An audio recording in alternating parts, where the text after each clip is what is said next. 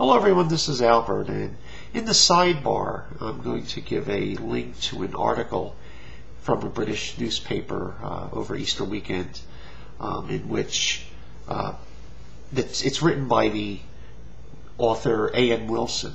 Some of you might remember he wrote a book on Jesus a few years ago, and it was more or less one more version of the usual thing that pops up every Christmas and Easter where somebody attacks the historical Christian faith every 6 months as part of the Easter or Christmas holidays, and a certain book is promoted, whether it be the Da Vinci Code or the Gospel of Judas or some such thing. They always end up on the cover of Time magazine. I think A.N. Wilson may have had his shot, his 15 minutes of fame that way. He actually is, by the way, a very good writer. So this is, and I believe it's very interesting in this article he's just written, because pretty much what he's done is announced his conversion or reconversion to Christianity, Orthodox Christianity. So I think it makes very, very interesting reading, and it has a few comments on the nature of secular culture. And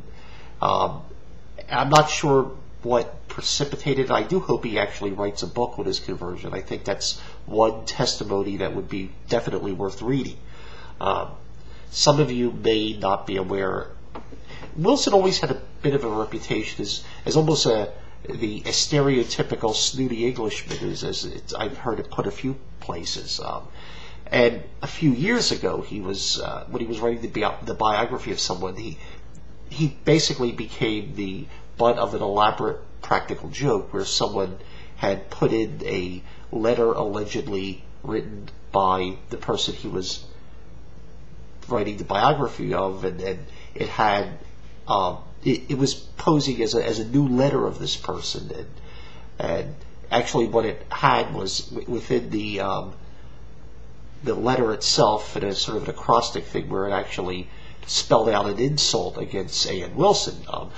So he became, and he actually ended up publishing the biography with this letter in it, and it only later was it revealed that basically he had been had. So I don't know if this particular experience gave him a new sense of humility, and then maybe led to his re-examining some attitudes he had before. I really can't say, but I think it's interesting that within a short time of that, suddenly he's reconverted to Christianity, although he doesn't really mention that in this letter, in this article rather. So but it's definitely an article worth reading, and he, as always, he's a superb writer, and I think just check it out. I think it'll speak for itself. Thank you very much for your time.